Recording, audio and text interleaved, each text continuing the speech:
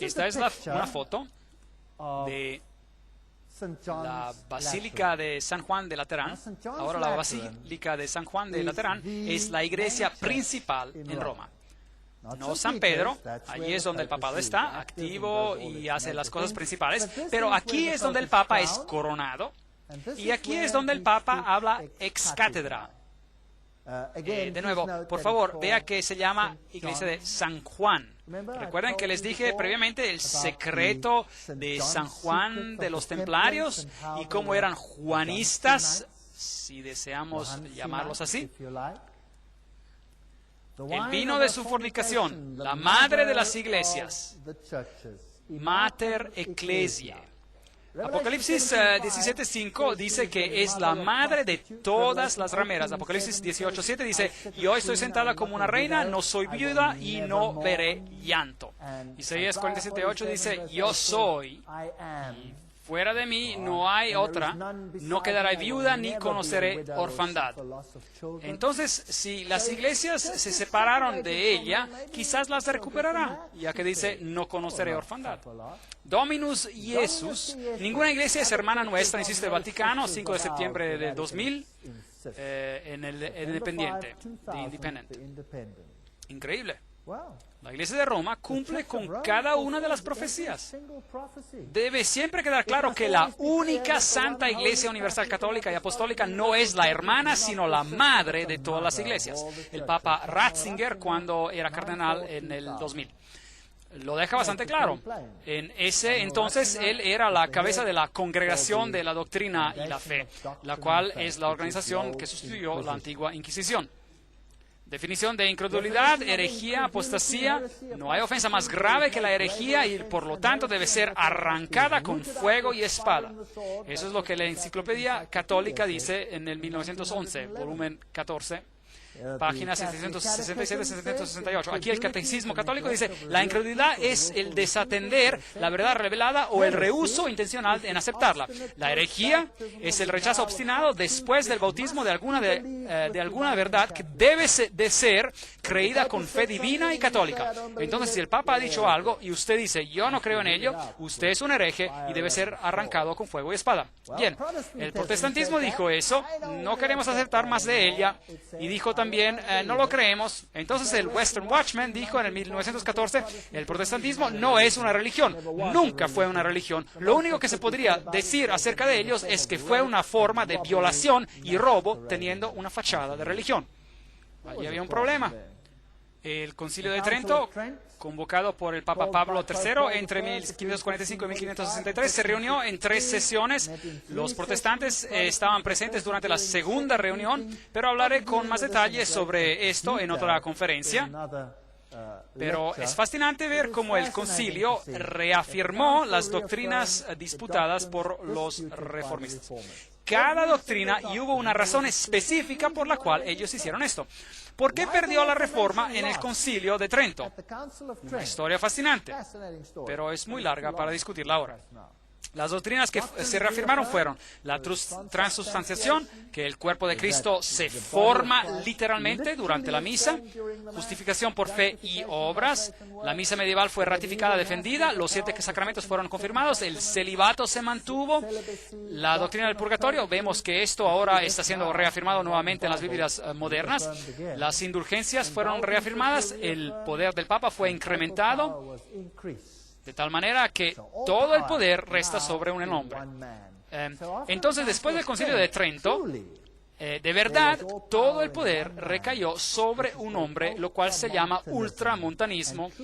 Y verdaderamente el Papa representa al hombre de pecado, lo cual es la transgresión de la ley. Bien, ¿qué tal si cambia la ley? En aquel caso, no solo la transgrede, sino que tiene la audacia de cambiarla. Aquí tenemos un sistema completo, como la Biblia dice que sería. Transubstanciación, maravillosa dignidad de los sacerdotes, en sus manos como en el vientre de la bendita Virgen María, el Hijo de Dios es encarnado. Miren el poder del sacerdote, la lengua del sacerdote hace que Dios se forme en un cachito de pan, es mucho más que crear al mundo. Así que ellos se sienten muy bien acerca de esto. El canon primero, sesión de 13 del Concilio de Trento, dice, si alguno niega que en el sacramento de la más sagrada Eucaristía se encuentra verdaderamente, realmente y sustancialmente el cuerpo y la sangre juntos con el alma y divinidad de nuestro Señor Jesucristo y consecuentemente al Cristo entero, pero dice que Él está allí solo con un símbolo, con una figura o fuerza, que sea esta persona un anatema. Hay un problema. Yo no voy a aceptar esto porque Jesucristo fue sacrificado con una sola ofrenda, hizo perfectos para siempre a los santificados. Hebreos 10:14. Entonces yo tengo un problema con esta declaración. Entonces cuando celebramos la misa en el sentido católico romano, esto no es recordar al Señor hasta que Él venga otra vez. Ese es el vino de su fornicación. ¿Cierto o falso? Y lo que hace es crucificar perpetualmente a Jesucristo en la cruz. Él se queda allí todo el tiempo. Es crucificado una y otra y otra y otra vez. Es por ello que otro de sus símbolos es un crucifijo, porque allí es donde les gustaría que Jesucristo se quede, en la cruz. Pero mi Jesús ya no está en aquella cruz. Él está en el cielo. Y Él pronto regresará como el Rey de Reyes y el Señor de Señores. Recuerde el perdón de pecados, Lucas 5:21, blasfemia, si afirma que usted como hombre puede perdonar pecados. Perdón de los pecados. El Hijo del Hombre tiene autoridad en la tierra para perdonar pecados. Fue lo que le dijo al paralítico. A ti te digo, levántate, toma tu cama y ve a tu casa. Jesús probó que él tenía esa autoridad. Pero el sacerdote tiene el poder de las llaves o el poder para liberar a los pecadores del infierno, de hacer que sean dignos del paraíso y de cambiarlos de ser esclavos de Satanás a ser hijos de Dios. Y Dios mismo está obligado a permanecer por el juicio de sus sacerdotes y ya sea perdonar o no perdonar. Vimos esta cita ayer. Esas son las doctrinas del vino de fornicación. María la mediatrix, ahora Jesús desaparece. 1854, el Papa Pío IX declaró a María Inmaculada. 1951, el Papa Pío XII definió y reforzó la doctrina de la asunción corporal de María. El Catholic Layman de julio de 1856 dice, el pecador que se aventura a ir directamente a Cristo llega con temor y aprensión de su ira. Dejen que solo utilice la mediación de la Virgen con su hijo y todo lo que ella tiene que hacer es mostrar a aquel hijo los pechos que le dieron de lactar y su ira será inmediatamente apaciguada. ¡Qué doctrina más absurda! Es realmente repugnante. Podría mostrarles diapositivas donde yo he estado en la Gruta de la Leche. ¿Alguien sabe acerca de la Gruta de la Leche en Belén? Donde la leche de María es rociada hacia las paredes y es un lugar santo autentificado por el Papa. Ese es un ritual antiguo de fertilidad del paganismo. Imagínense a un hijo hoy en día, si su madre estuviese molesta con él, o si él estuviese molesto con su madre, y ella se mostraría sus pechos. ¿Qué pensaría él? pensaría, madre, ¿qué pasó? ¿Se ha enloquecido? Esto es paganismo. Es un culto a la fertilidad. Estas son declaraciones por los santos católicos. Aquel que no recurre a María cae y se pierde. A María se la llama la puerta. Espera un momento. Jesús dice, yo soy la puerta. No hay otra puerta, dice Jesús. María es la puerta del cielo porque nadie puede entrar a aquel reino bendito sin pasar a través de ella. El camino hacia la salvación no está abierto a ninguno a no ser que sea a través de María. La salvación de todos depende en que sean favorecidos y protegidos por María. Aquel que es protegido por María será salvo, y el que no es protegido por ella se perderá. Nuestra salvación depende de ti. Dios no nos salvará sin la intercesión de María. Dígame, ¿no es este el vino de su fornicación? El Papa dice, María debe ser una diosa. María soll Göttin werden. Luego está el dogma de la Asunción. Ya hablamos sobre este tema. Solo les estoy mostrando ahora en Apocalipsis para ver cómo todo encaja. Ya hemos hablado de todos esos temas. La tradición, la infalibilidad y las escrituras. Por Bonaventure Himwood, portavoz del papado, más respuestas a sus preguntas, nos dice que el Papa es infalible. La Biblia, ya tratamos con este tema, el índice de los libros prohibidos, el Textus Receptus está prohibido, pero la versión jesuita de la Biblia no lo es. Bueno, ya hablamos sobre este tema, tuvimos toda una conferencia sobre este asunto. ¿No es esto el vino de la fornicación? ¿No es esto estar haciendo a Jesús menos de lo que Él es? La Septuaginta fue hecha para la Biblioteca de Alejandría. Aquí tenemos a este teólogo, Paul Knitter. ¿Quién es él? Paul Knitter sirvió como misionero de la palabra divina antes de asumir un puesto a la Universidad Xavier en Cincinnati, donde es actualmente catedrático de teología. ¿Dónde estudió? En la Universidad Pontífica Gregoriana, la cual es la universidad jesuita más grande en Roma. Estudió bajo la tutela de Karl Rahner. ¿Quién fue Karl Rahner? Karl Rahner fue el jesuita quien fue puesto a cargo de lograr que todas las iglesias estén nuevamente sujetas a Roma. Pero hablaremos sobre esto en una conferencia futura. Escribió un libro, Ningún otro nombre, y luego va a mostrar que podemos ser salvos de cualquier manera que queramos, de cualquier forma, mediante cualquier cosa usted escoja, hágalo. ¿Qué pasa? ¿No es esto el vino de su fornicación? Religión mundial, los símbolos masones, el Dalai Lama, las cruces dobladas. ¿Sabían que aquella es la misma cruz que usan los satanistas? Con un Cristo muerto ahí, con una V, una vela oriental, como símbolo que el triángulo masón colgado de esta cruz doblada, esto es luciferanismo. Y usan IHS, dicen que significa Jesus Hominum Salvator. Algunos dicen que significa en su servicio. No, en realidad significa Isis, Horus, Seb, la Trinidad egipcia. Si nos fijamos en el atrio exterior, es un círculo, dentro de un círculo, una rueda, dentro de una rueda, las 8 trabas de la rueda del sistema solar o de las deidades solares, con la parte que le falta a Osiris, representada por la estela aquí en el medio. Es fascinante. Mitra, matando al toro, la victoria sobre el mal. Y recuerden que esotéricamente el mal es definido como a Jesús. Esta es la estructura del culto a Mitra. Los miembros atravesaban por una serie de 7 grados, cada uno de los cuales tenían un símbolo especial y un planeta tutelar. Desde el más bajo hasta el más alto son Corax, cuervo bajo Mercurio. Ninfus, consideren es interesante. Ninfus, una palabra inventada que significaba la esposa hombre bajo Venus. Eso significa que cuando uno era iniciado en este sacerdocio, uno es la esposa hombre. Con el celibato, ¿practica eso Roma? Sí. Pero como el esposa hombre, no es necesario ser tan celibato como algunos piensan. Pero no entremos en esos detalles. Miles, el soldado bajo Marte, Leo, el león bajo Júpiter, el persa bajo la luna, Heliodromus, el mensajero del sol bajo el sol, y finalmente Pater, padre bajo Saturno. Era posible que un iniciado mitraico fuera miembro de más de una secta. A las mujeres no se le permitía convertirse en miembros. Eso es catolicismo. El catolicismo romano es mitraísmo. Ese es el aspecto persa del mismo. Aquí está su rama oculta. Esos son obispos peregrinos, controlan el ocultismo en el mundo, los secretos profundos de lo oculto. Todas las cosas a todos los hombres. Ahí el Papa recibe el tilak, recibe el bindi, la marca roja sobre la frente, que es el símbolo de Shiva, y Shiva es Lucifer.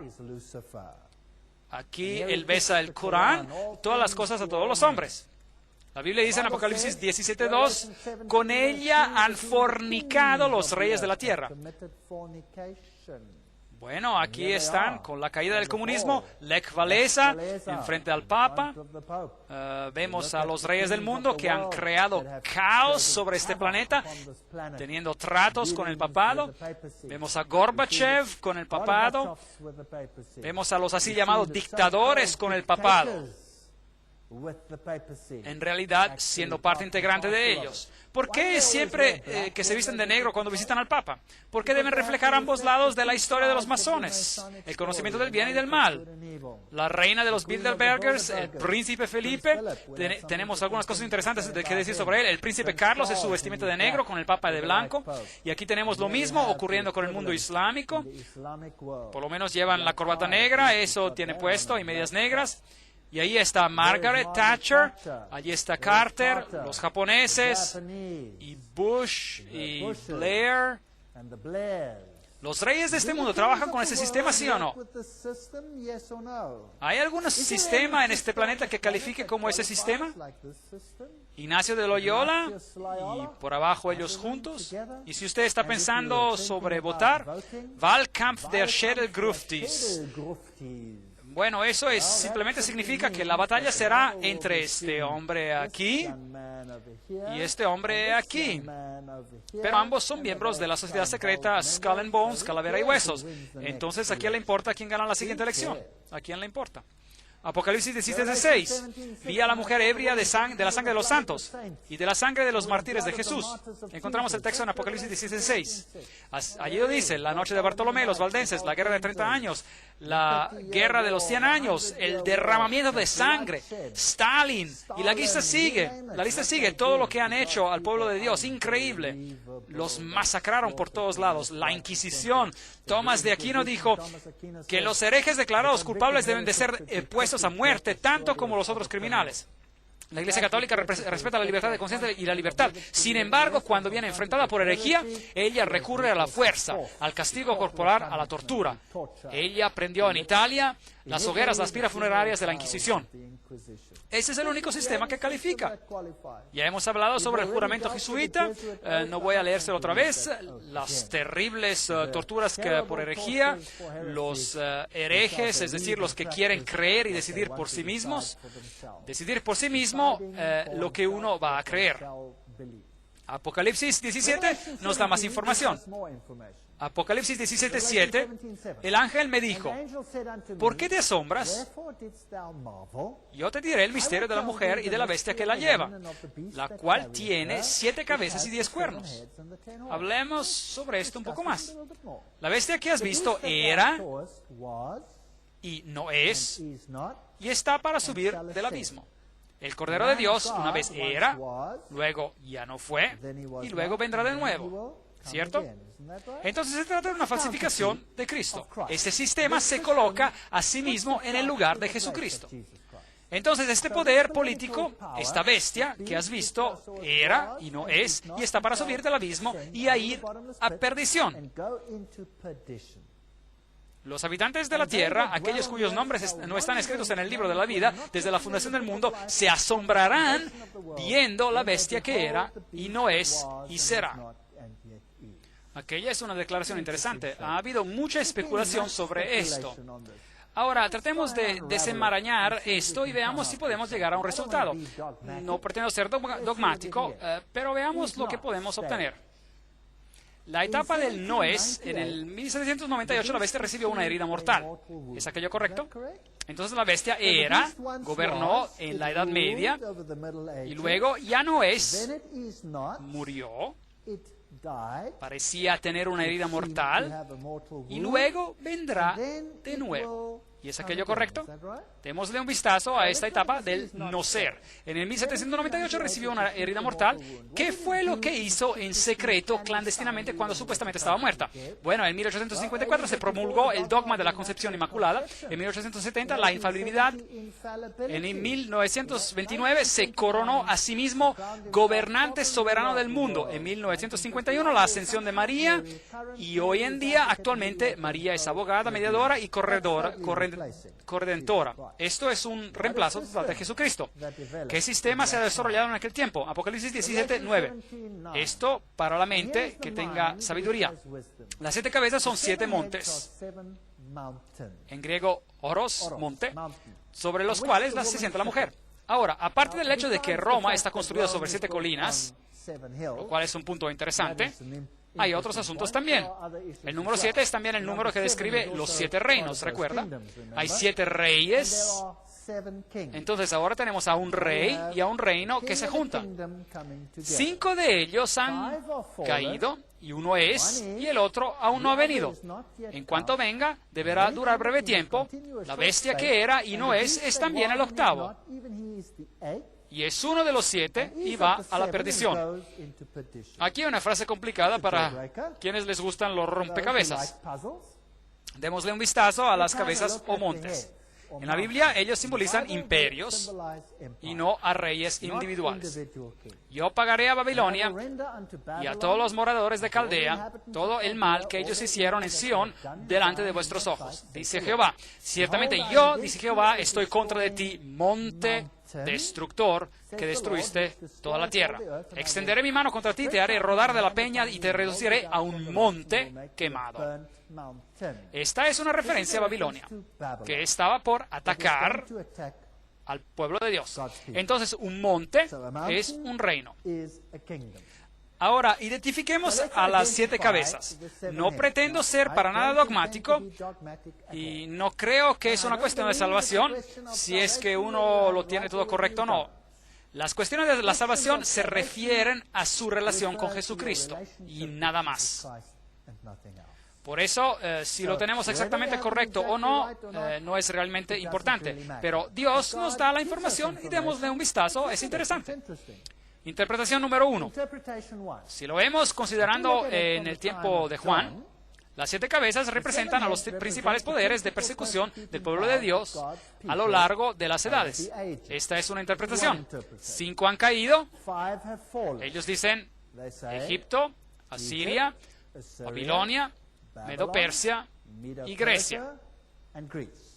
5 han caído.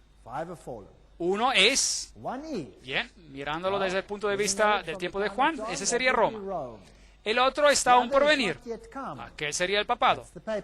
Esa es una interpretación que es bastante popular y muchas personas se apegan a ella, y yo no tengo problema si alguien desea creer según esa interpretación, porque nos quedamos con este poder final, el cual obviamente es el que causa todos los problemas. El único problema que tengo con esa interpretación es cuáles son los poderes que quedan a un lado, debido a que Egipto, Asiria, Babilonia, Medo-Persia y Grecia son los que se mencionan. Estamos iniciando desde el tiempo de Juan. Por lo tanto, aquella es una suposición que se hace para desenmarañar esta profecía. Pero, ¿cuáles son hechos a un lado? Por ejemplo, si vamos a Ezequiel 16:26 y miramos a los enemigos de Dios, estaban los egipcios, estaban los filisteos, estaban los asirios, estaban los caldeos. Entonces, en aquella interpretación, los filisteos, por ejemplo, son excluidos. ¿Qué tal si yo no quisiera excluirlos? Entonces mi total sería, ya no sería 7, ¿cierto? Entonces, personalmente, no tengo un problema con la estructura principal, pero los detalles de esta explicación no me satisfacen mucho. Otra identificación de las 7 cabezas es la segunda interpretación. Usando a Daniel como patrón, lo cual parece ser lógico, porque el libro de Apocalipsis usa el simbolismo del libro de Daniel para transferirlo a esta situación que viene descrita en Apocalipsis. Entonces, usando el libro de Daniel como patrón, algunos empiezan con Babilonia y cuentan desde el tiempo de los eventos descritos en Apocalipsis 17. Entonces, una vez más, debemos tomar una decisión. ¿De dónde empezamos con los eventos que se inician en Apocalipsis 17? 5 han caído. Babilonia, Medo-Persa, Grecia, Roma y el papado. papacy. Uno es el papado que está herido. Ahora estamos empezando con el tiempo del cual se está hablando en Apocalipsis 17, donde él dice uno es. Entonces, aquel es el tiempo. Entonces llegan a Babilonia, Medo Persia, Grecia, Roma, el papado, uno es, y ese sería el papado herido. El que está por venir sería la unión final bajo el papado, porque su herida mortal sanaría y todo el mundo lo seguiría. Aquella es una interpretación buena y no tengo un gran problema con ella. Solo tengo una pequeña pregunta. ¿Dónde quedan los demás poderes mencionados en el libro de Apocalipsis? ¿Cómo hacemos para encajarlos ahí? En aquel caso debemos excluir a algunas de las otras bestias, la bestia de 2 cuernos y todas aquellas. Entonces, ¿qué hacemos para incorporarlas? El ángel me dijo, ¿por qué te asombras? Yo te diré el misterio de la mujer y de la bestia que la lleva, la cual tiene 7 cabezas y 10 cuernos. La bestia que has visto era y no es y está por subir. ¿Desde dónde sube? Del abismo. Ahora, ¿qué otra bestia subió desde el abismo? La que se encuentra en Apocalipsis capítulo 11. ¿La recuerda? La que empieza a hacer guerra contra la palabra de Dios, toda la filosofía de la Revolución Francesa, todo aquello. Ella era la perdición. Los habitantes de la tierra, aquellos cuyos nombres no están escritos en el libro de la vida desde la fundación del mundo, se asombrarán viendo a la bestia que era y no es y será. 7 reyes, 5 de ellos han caído. Luego se nos da este pequeño dato de información. El otro aún no ha venido, y cuando venga deberá durar breve tiempo. La bestia que ya era y no es, y es también el octavo. Y es uno de los 7. Y va a la perdición. Bueno, un poco más de detalles. Entonces el octavo, él va a la perdición. Pero en realidad el octavo es parte de los 7. Juntémoslo todo. Interpretación número 3. Usando a Daniel como patrón, empezamos con Babilonia y contamos a partir de los eventos descritos en Apocalipsis 17, muy parecida a la interpretación anterior. Entonces el 5 ha caído, Babilonia, Medo Persia, Grecia, Roma, el papado. Ese es un poder religioso político que gobernó en la Edad Media. Aquí es donde llegamos a los acontecimientos descritos en Apocalipsis 17. Uno es un papado aparentemente herido. No es, dice el texto, pero es. Parecía tener una herida mortal. ¿Recuerdan esto? Y vimos que en realidad creció y que las organizaciones jesuitas levantaron a todo un imperio mundial durante aquel tiempo. El comunismo y todas estas cosas se desarrollaron en este estado cuando este poder no es. Entonces un papado aparentemente herido no es aún. Este es un poder que no es religioso político y está manejado por las sociedades secretas del papado que subieron del abismo en Apocalipsis 11. Esto es lo que sucedió durante la fase del poder que no es o no era. Aún no ha venido. Esta es la imagen de la bestia. Esta es la confederación religioso-política bajo la bestia con semejanza de cordero. El octavo, que es parte de los 7, lo cual sería un nuevo orden mundial, una confederación final bajo el papado. Ahora, esta no es muy diferente a la anterior, y ya sea que preferamos la anterior o esta, en realidad no me importa. Personalmente, así es como me gustaría verlo, pero no estoy encerrado en ello. Quiero decir que realmente nos interesa siempre y cuando el último poder termina siendo el papado, porque él sube y luego se va a la perdición. Pero este, para mí, incluye todas las imágenes que tenemos en el libro de Apocalipsis. Y es por esto que esa interpretación es lo que yo supongo el texto quiere decir. Los 10 cuernos que has visto son 10 reyes que aún no han recibido reino. Entonces, si esta es la etapa de la que estamos hablando, esta es la etapa del poder que no es, y hay 10 que aún no han recibido su reino, y aquello es para el futuro. Entonces, ¿qué significan esos 10? Pero recibirán autoridad como reyes por 1 hora, juntamente con la bestia. Debe haber alguna confederación, entonces 10 puede significar el número de totalidad, todos los reinos del mundo entero, dando su poder a la bestia.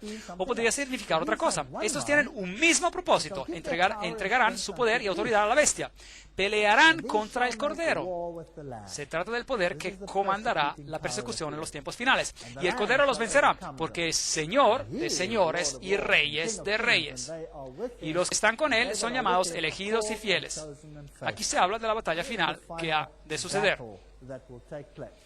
En el 17 de septiembre de 1973, el Club de Roma publicó un informe especial y altamente confidencial titulado El modelo regionalizado y adaptativo del sistema global del mundo.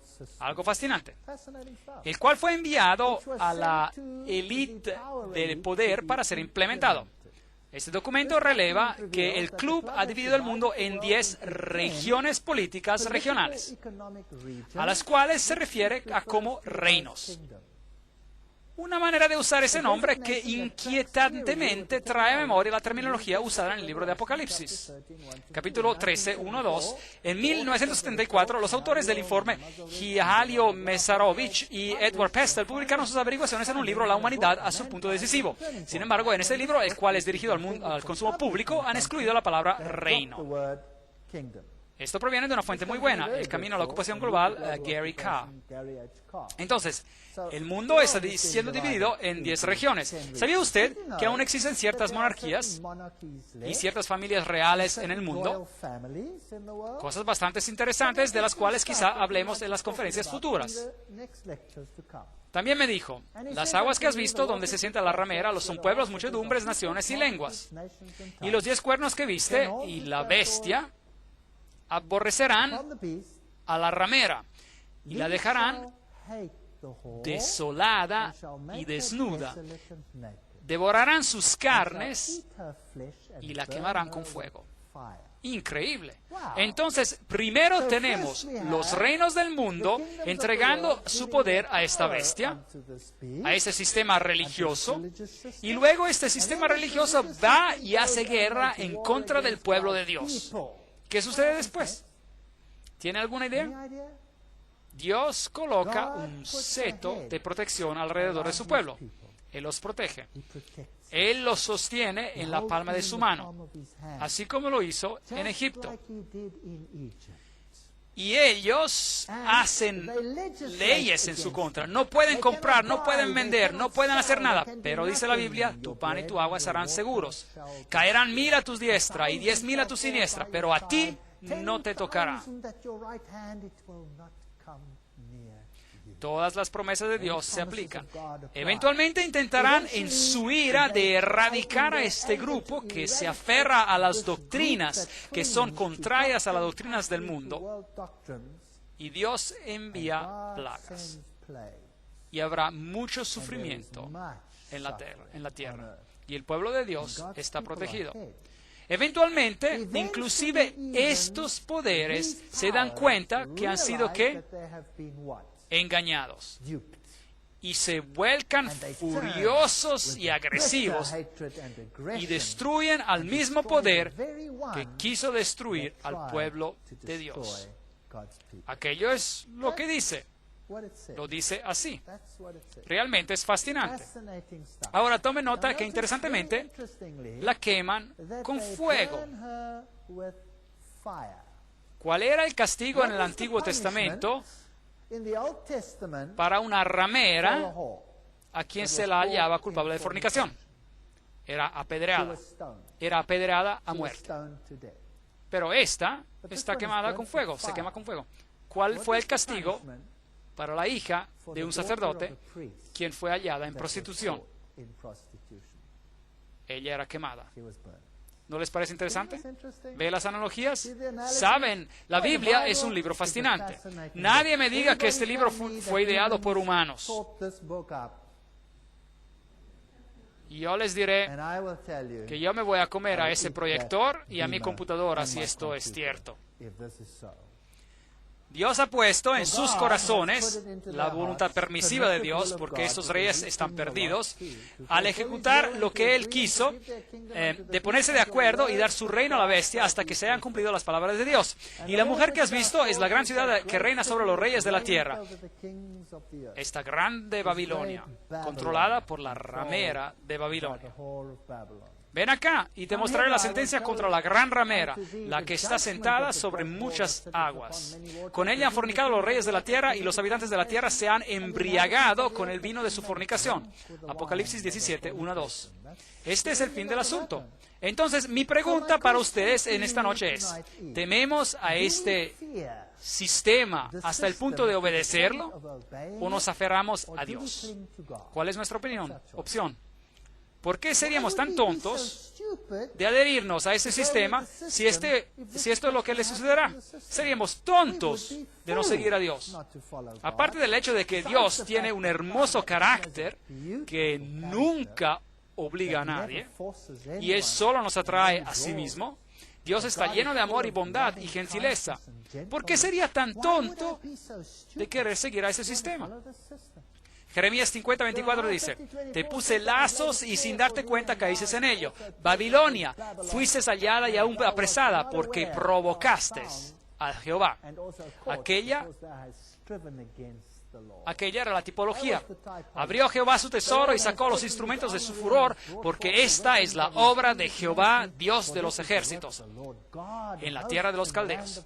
Venid contra ella desde el extremo de la tierra, abrid sus almacenes, convertidla en un montón de ruinas y destruidla. Que no le quede nada. Matad a todos sus novillos, que vayan al matadero. ¡Ay de ellos! Pues ha venido su día, el tiempo de su castigo. Dios le pondrá fin a aquel sistema. Se oye la voz de los que huyen y escapan de la tierra de Babilonia para dar en Sión las noticias de la retribución de Jehová nuestro Dios, de la venganza de su templo. Juntad flecheros contra Babilonia, a todos los que tensan arco, acampad alrededor de ella y que de ella no escape nadie. Nadie escapará. Esa es la tipología. El final será el antetipo.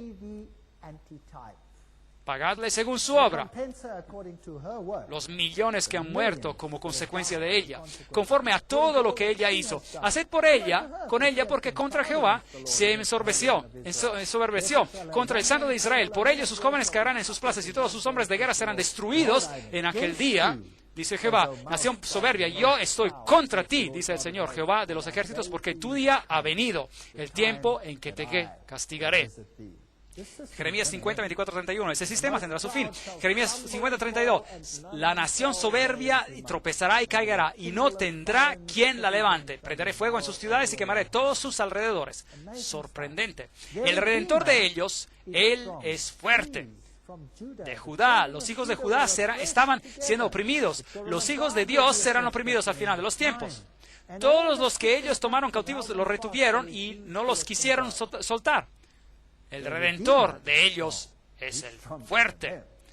Él es más fuerte que ellos. Jehová de los ejércitos es su nombre. De cierto defenderá la causa de ellos para hacer que repose la tierra y que se turben los moradores de Babilonia. Espada contra los caldeos, dice Jehová, y contra los moradores de Babilonia, contra sus príncipes y contra sus sabios. Nada de toda su gran sabiduría los podrá ayudar. Isaías 26 dice, anda, pueblo mío, entra en tus aposentos. Cierra tras de ti tus puertas, escóndete un poquito, por un momento, en tanto que pasa la indignación. El Señor castigará a Babilonia y el pueblo de Dios será cuidado.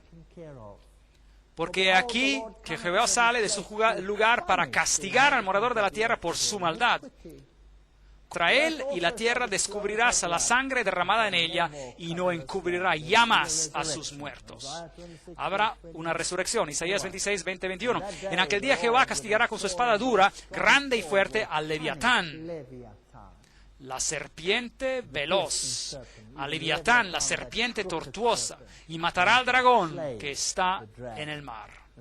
Isaías 27, 1. Aquella es la historia bíblica, la historia más sorprendente que haya sucedido en la historia del mundo. Apocalipsis 19:1, después de esto oí una gran voz y como de una gran multitud en el cielo que decía, aleluya, salvación, honra y gloria y poder son del Señor Dios nuestro, porque sus juicios son verdaderos y justos, pues ha juzgado a la gran ramera que corrompía la tierra con su fornicación y ha vengado la sangre de sus siervos de la mano de ella. ¿No les parece fascinante? Apocalipsis 19:19, veamos lo que le sucede. Vi a la bestia a los reyes de la tierra y a sus ejércitos reunidos para guerrear contra el que montaba el caballo y contra su ejército. Entonces aquí vienen. La bestia, el catolicismo, fue apresada y con ella el falso profeta. Qué triste. ¿Quién es él? Tendremos que esperar a otro episodio. Que había hecho milagros delante de ella. Bueno, puedo decirles de quién se trata. ¿Quién fue el que hizo milagros delante de él? Fue el mundo protestante. Fue en los Estados Unidos que el fuego descendió y los milagros se hicieron y que el sistema religioso, la imagen de la bestia, obligó a observar las doctrinas papales. Ya hemos hablado sobre esto y seguiremos comentando sobre este asunto. Con las que había engañado a los que recibieron la marca de la bestia y habían adorado a su imagen. Estos dos fueron lanzados vivos dentro de un lago de fuego que arde con azufre. Solo falta uno aquí. Aquel sería el dragón. Él recibe su merecido más tarde. Los demás fueron muertos con la espada que salía de la boca del que montaba el caballo, y todas las aves se saciaron de las carnes de ellos. No te enfrentes a Dios, o terminarás aquí. Apocalipsis 19:6. Y oí como la voz de una gran multitud, como el estruendo de muchas aguas, como la voz de grandes truenos que decía, ¡Aleluya! Porque el Señor, nuestro Dios Todopoderoso, reina. Y ese es el final del asunto. Y nosotros no tenemos nada que temer. Nada. En la siguiente conferencia vamos a darle un vistazo al nuevo orden mundial y vamos a enfocar sobre algunos de estos asuntos que están sucediendo hoy en el mundo. Son cosas alarmantes que dan miedo. Pero sin embargo, cuando vean que estas cosas están sucediendo, levanten sus ojos porque saben que vuestra redención está cerca. Lucas 21:28. Confíen en el Señor Jesús y no teman a nada. Gracias.